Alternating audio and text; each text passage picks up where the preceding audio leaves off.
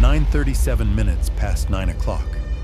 Local time, the Iranian frigate Sahan was anchored at the Bandar Abbas naval base next to a dozen other boats that were getting ready to seal the Strait of Hormuz.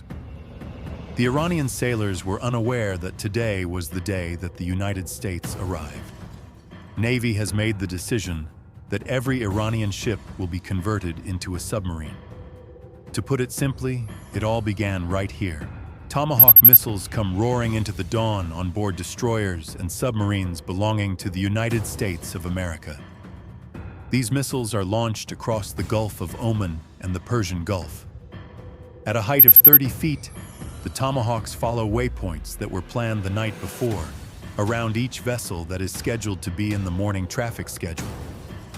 Each of these waypoints is separated by at least 2,000 yards of open water. Following a distance of 12 miles, both tracks traverse the coastline of Iran and Turkey, which is capable of topographical contour matching finally has something to read. Within a matter of seconds, the radar altimeter of the system is able to detect actual hills and valleys, compare them to elevation maps that have been downloaded, and then determine the fixed tide. As if you were driving through fog and all of a sudden came upon a stretch of road that you had committed to memory. When we return to Sahan, the NOR consoles are beginning to power up. It will be 4 minutes until the weapons are ready, or it might be 3 minutes if the crew chooses to skip the self-test. Counting is the only thing that the TAO and Spruance's CIC can do at this point, as he monitors the MQ-9 stream on the main display.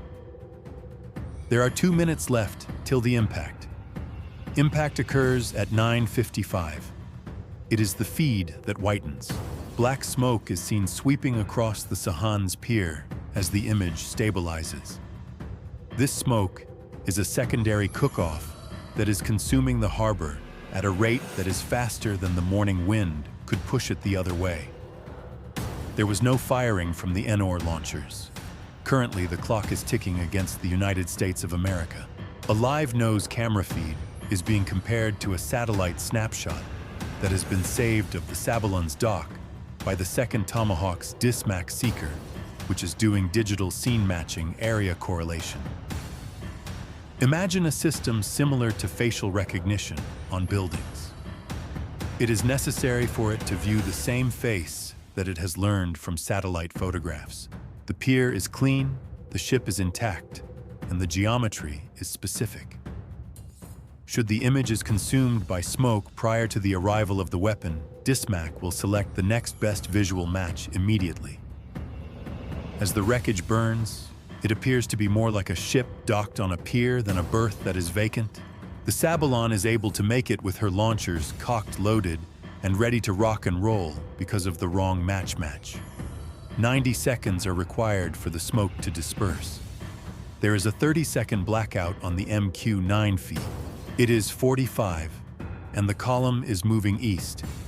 The Sabalon's bow is visible through the thinning at the 75th position.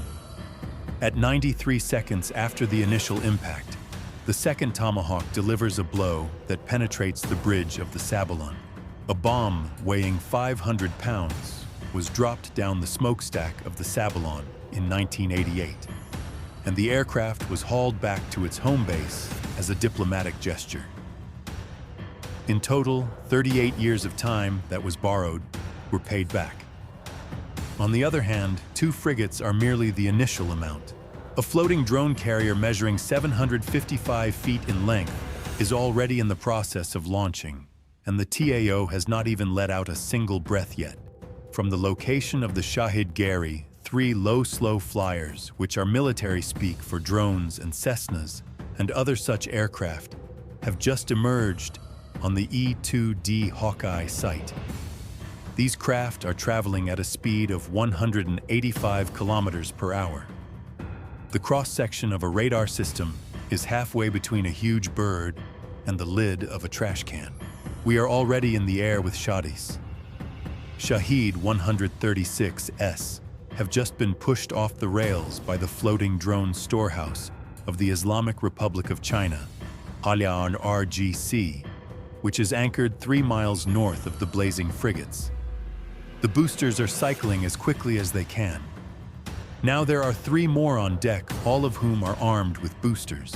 Additionally, for every second that the ship continues to function, another drone is heading in the direction of the destroyer, which is located 30 miles offshore. As you can see in this picture, 2 FA-18E Super Hornets, belonging to the VFA-14 Top Hatters, are heading in the direction of the north. Each of these aircraft is armed with an AGM-158 LRASM, which is a long-range anti-ship missile. The Lockheed Martin Long-Range Anti-Submarine Missile LRASM is a missile that weighs 2,500 pounds, cruises at a speed of just under Mach 0.9, and carries a blast fragmentation payload that weighs 1,000 pounds and is meant to penetrate the hull of a ship and explode inside of it. It is possible to launch it from a distance of more than 500 miles, which is about equivalent to New York to Detroit. This means that the jet that launches it is already back on a tanker consuming gas before the target even realizes it is approaching. The brain, on the other hand, is what makes it truly terrifying. With the help of passive sensors and onboard artificial intelligence, the LRASM is able to locate and choose its own target, in contrast to the Navy's antiquated Harpoon, which requires it to be told exactly where to go. There was no hand-holding, no GPS, and no data links.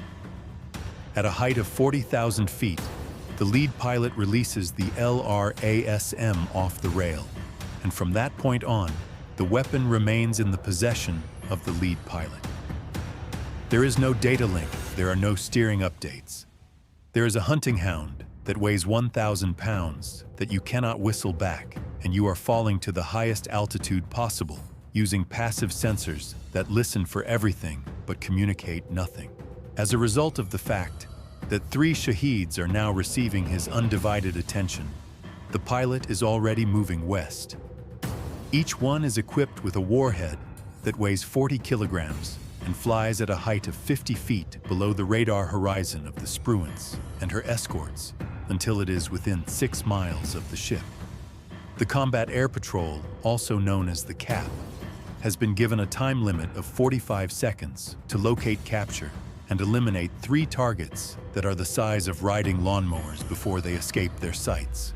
Forward locking. Infrared, or FLIR, is essentially a heat vision camera that transforms the surroundings into a thermal map where hot objects shine and cold things disappear. The lead Hornet is the one who picks up the first Shaheed on flyer. A thermal smear on cold water, scarcely distinct from sea debris, was observed at a distance of 13 miles. When it goes off the rail, a sidewinder yells. The seeker is out to find heat against a target that has a turbofan engine that is so little that it produces a thermal signature that is comparable to that of a barbecue grill. It feels like 30 seconds of counsel is being given. As if it were a piñata, the sidewinder discovers it and rips it open with gusto. Due to the fact that the AIM-9 requires a more intense target than this object, is providing the wingman fires the second shot at a distance of 2 miles and a 20 millimeter. Following that, the third one falls. During this time, the LRASM has not given any consideration to any of this, despite being 10 miles south and 1 minute behind schedule. In contrast to conventional radar missiles, which communicate their location by emitting pulses and in essence yelling, "Here I am," the LRASM does not make any noise. It is receptive. The emissions that the target is already releasing are picked up by its passive sensors during the process. It is similar to searching for someone in a dark house by listening to their breathing. Radar, radio, and navigation are all examples of this. Therefore, the LRASM does not worry if the Bageri moves away from its plotted position by a distance of 200 meters. The geometry that the weapon was designed to solve before breakfast was to allow for movement of 200 meters against a hull that was 755 feet long. While the LRASM is getting closer to the final mile, the Bagheri is making its way southward on the MQ-9 stream. A Force Shahed is rocketing off her deck, and it is still launching drones like a ship from the future. The warhead penetrates the forward deck and explodes inside the drone's storage compartment after it has been successful in doing so. 30 seconds later, the second LRASM successfully captures the waterline in the midst of ships. The construction of a single-hull tanker going up against a warhead weighing 1,000 pounds is not a fair fight. When folded, it resembles a damp paper bag. Within 1 minute, 11 degrees of port list was reached. There will never be another launch of the Bagheri, but the 6 Shaheds that she managed to get off the deck before it went under have now become the responsibility of another individual. Despite the fact that Bandar Abbas has become a graveyard of flaming steel, Iran's flagship is still very much alive and eager to become involved in the conflict. This flagship is located approximately 200 miles east along the coast. A narrow harbor on the Gulf of Oman serves as the mooring for Iran's eastern fleet, which includes the Iranis Jamaran, which is Iran's flagship. Konarak Naval Base is located on this harbor. The ship Tehran was the focal point of every naval review for a decade, and it was outfitted with Noor anti-ship missiles and Fajr 27 surface-to-air system, both of which had the ability to reach out and destroy a pilot's day at a distance of 20 kilometers.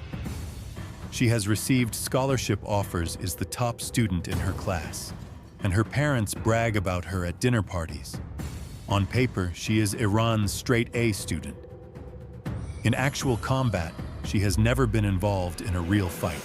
A generation has passed since her systems were last updated, and she is poised to take her first test against the United States.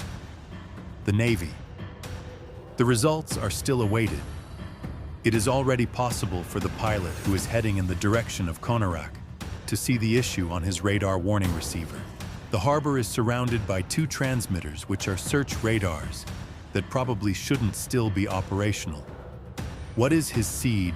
The suppression of the air defenses of the enemy. It was anticipated the flight would be able to quiet the Zu-23 anti-aircraft weapons prior to this run.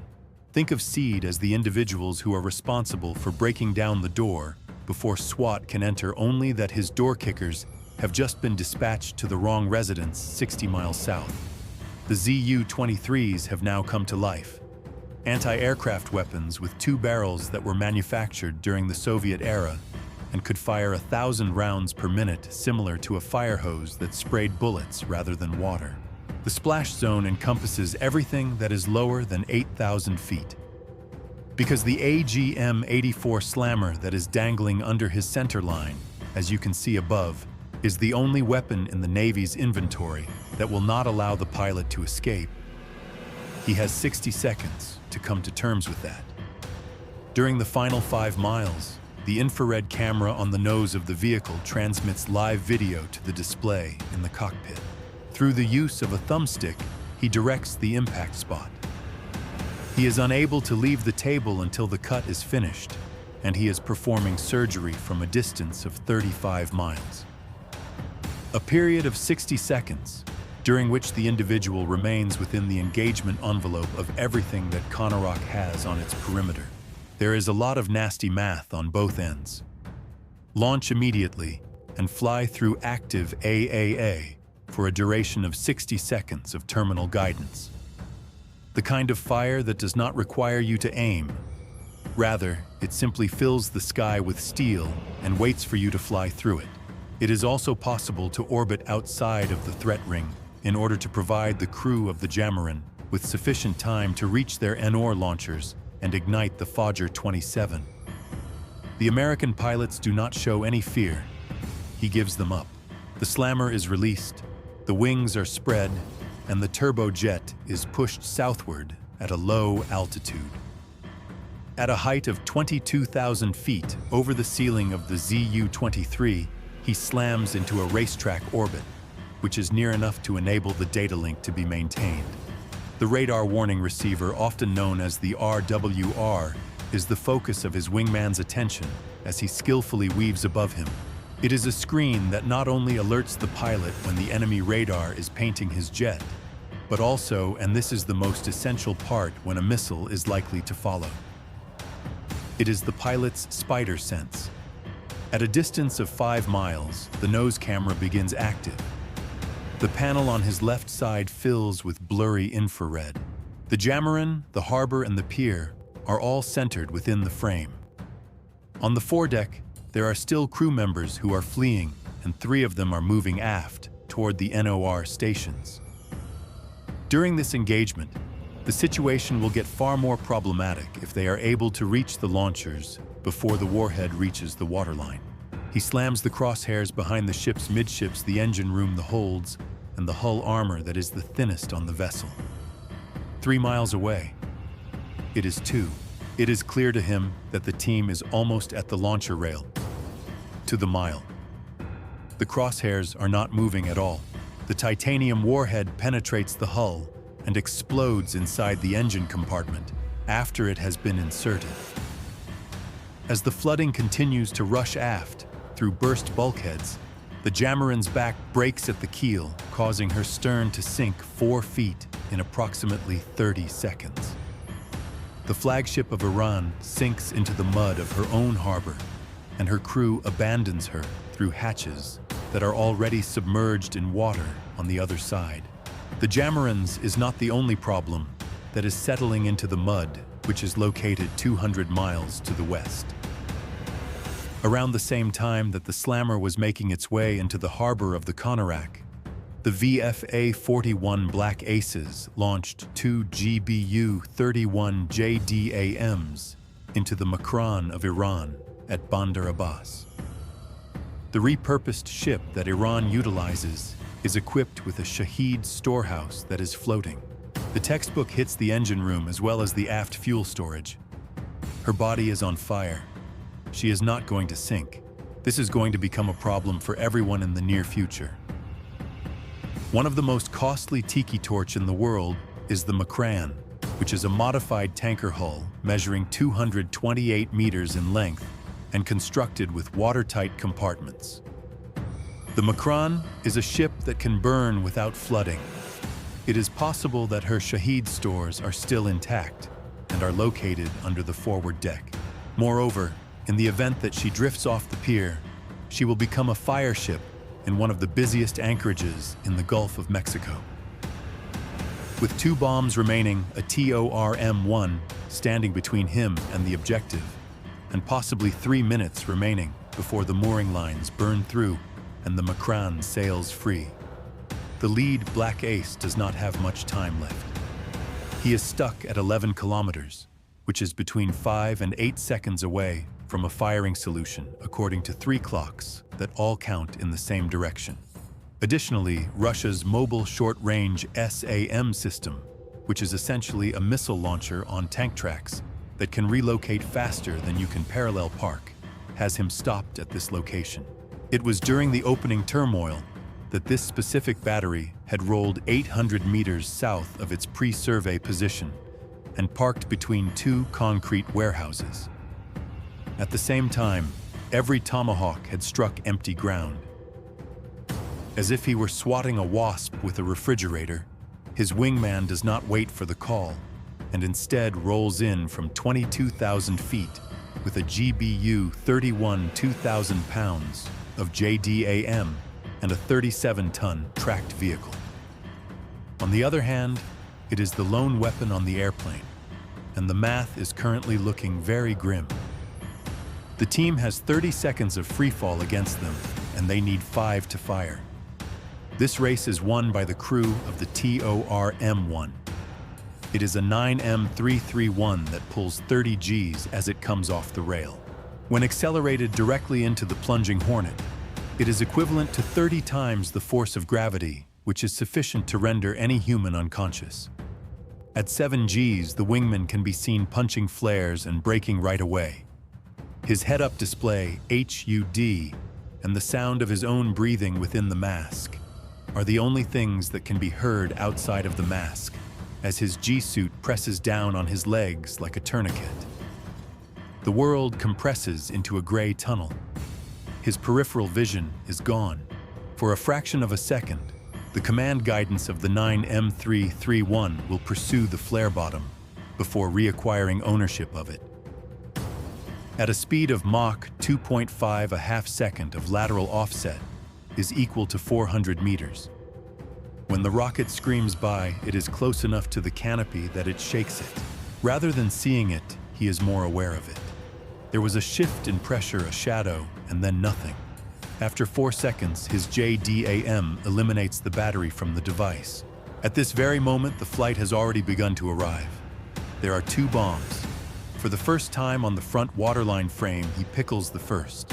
There is a leak in the hull below the Shahid storage bay, which allows water from the Gulf of Oman to flood in from below as fuel is coming down from above. There is a wound that cannot be contained by watertight bulkheads, and the second one catches the port side in the midst of ships spinning.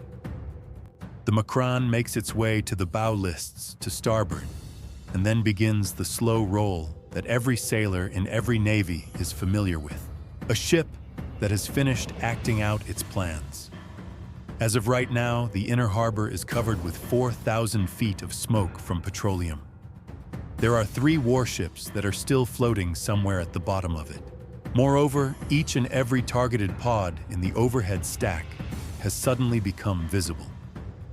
The flight lead's pod displays a wall of black in the space that should be occupied by 3 corvettes.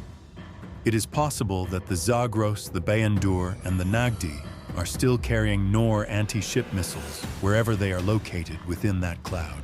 The Kilo-class submarine pens, which are located 40 meters away from the port side of the Bayandur, are comprised of 3 diesel-electric boats that, if they were to get underway, would be able to completely block down the Strait of Hormuz. There are 2 choices available to him. One of the options is to use GPS to drop the bomb from a higher location, such as by utilizing the map pin on your phone to hit a target. If everything goes according to plan, that pin will land within a few feet of where you want it to be.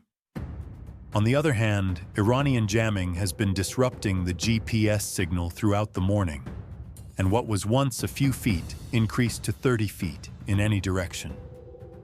30 feet suggests that you will be striking water rather than a warship. Option 2 is to dive below the smoke, get a look at the ship through its targeting pod, and then drop with visual confirmation. This is correct. Nonetheless, it places him within the envelope of each and every SA-24 Igla that the IRGC possesses down there. A shoulder-fired heat-seeking missile, the Igla, is a type of missile. There is 1 individual 1 tube and 1 rooftop. It is the kind of weapon that you won't be able to notice approaching until it has already taken flight, in addition to any and all firearms of a small caliber that the Iranians are now able to acquire. He protrudes the nose of the nose. There was only 1 pilot, 1 bomb, and the entire coastline of Iran was daring him to come down. With his eyes fixed on the roofs, his wingman glides wide to the east. The exhaust plume is the only warning that there is, in the event, that an Igla comes off of a building. At this range, there is a 2-second pause between the launch and the impact. 3 seconds to break throw flares and pray that the person looking for the decoy actually bought it, in order to get all of your eyes on the target that is the price of entry. The petroleum strikes him initially at an altitude of 5,000 feet. It's not a smell, it's a flavor. The back of his throat was covered with a covering of paint and crude oil that was leaking through the infrastructure of the environment. Nothing can be seen in the pod. A dark wall that extends from the horizon to the waterline, 4,000 in total. I am still blind. In comparison to the Marlboro Man, the Makran is producing a greater quantity of smoke, and the wind is directing it in a straight line over the inner basin, as if it were a curtain that had been nailed shut. 3,200 in total. The pod captures the bean door stern, which is made of gray steel, and it is close enough to see the hull number. A gust of wind splits the column in a sideways direction. When he slews to the right, the Zagros mast is visible above the roof of a warehouse. Slews once again. The Makran hurled the Nagdi across the basin, which was already in a state of disarray due to the shrapnel. 3 vessels, all of which are positioned on the starboard side of the submarine pens. And each and every second that he lives below the smoke is a second that a person wearing sandals and carrying a heat seeker on a rooftop has been waiting for since the beginning of the morning. During the Zagros, he pickles the first pair of olives. An example of a precision shot is the Biendor. It is 30 meters away from the nearest pen wall, where her starboard waterline is located. For the purpose of avoiding being blocked, both bombs are inserted from the east. The Nagdi is the final pair to go on a hull that has already been destroyed as a result of secondary damage. Within a short period of time, there are 6 white flashes that penetrate the haze. Every single one of them is a hull breach that is being filled with water from the Gulf of Mexico. Super Hornets that are approaching from behind the submarines are responsible for destroying the pens. As he approaches from a height of 10,000 feet, he begins to examine the surface scene. The eastern pier, which was the one that housed the swift attack boats of the IRGC, is currently vacant. All of the docks. While the harbor has been accounted for, those boats have not been found. 24 PACAP 2 fast attack craft, which are essentially a very furious cigarette boat with guns, have already penetrated 30 meters into the Strait of Hormuz. These craft are dispersed throughout the commercial shipping lanes, and each one of them is armed with a Nasser-1 anti-ship missile that has a range of 35 kilometers. The moment the opening volley was fired, they began to flee, concealing themselves behind megatankers and moving from one radar shadow to the next. These boats were constructed by the IRGCN over the course of 40 years, specifically for this situation. Attack the strait, conceal themselves in the flow of commercial traffic, and make a menace to the economy of the entire world. Today, they will have the opportunity to test it out for real. An MH-60. Romeo locates the first cluster, which consists of 7 boats that are woven together between a BLCC and a container ship from Singapore. The pilot of the helicopter arrives with an AGM-114 Hellfire, which is the only weapon available that is accurate enough to destroy a speedboat that is snuggled next to a tanker that is full of liquefied natural gas. His Flyer turret fiberglass hull, lack of fishing nets, and weapons rail on the bow allow him to approach the target from a distance of 4 kilometers away, and he then fires the Hellfire through the cockpit. It took 20 minutes to sink 4 vessels. The number of people still running is at least a dozen. An aircraft of the type P-8 Poseidon, equipped with surface search radar and harpoons, arrives at a height of 20,000 feet and paints every boat in the strait simultaneously. Harpoons are given to the runners who are in open water. 2 of them create debris fields before they reach shallow water, but the personnel that stayed close to the tankers are untouchable by any weapon that is larger than a Hellfire. I feel like I'm in the middle of a knife fight in a phone booth at a seedy gas station before each engagement. When it comes to gun runs, 2 FA-18S press down. There are 6,000 rounds per minute that are spent by the M61A2 Vulcan that you see here. A fraction of a second is spent with the pilot's finger locating the trigger. The fact that a PACAP does not survive a half second of 20 millimeters and that a fishing down does not either is the reason why every single pull of the trigger is a decision that can destroy careers if it is made incorrectly. 10 additional boats are either ablaze, sunk, or sailing aimlessly and empty by noon. Over a dozen PACAPs were found in the shallows that are located surrounding Larak Island and Abu Musa. There is not enough room for a harpoon in the cove. The radar returns are completely consumed by rock barriers. But it's not a problem. It is still possible to find weapons in the Navy that bear their names. Watch our analysis of the first day of Operation Epic Fury if you found this video to be enjoyable. For the time being,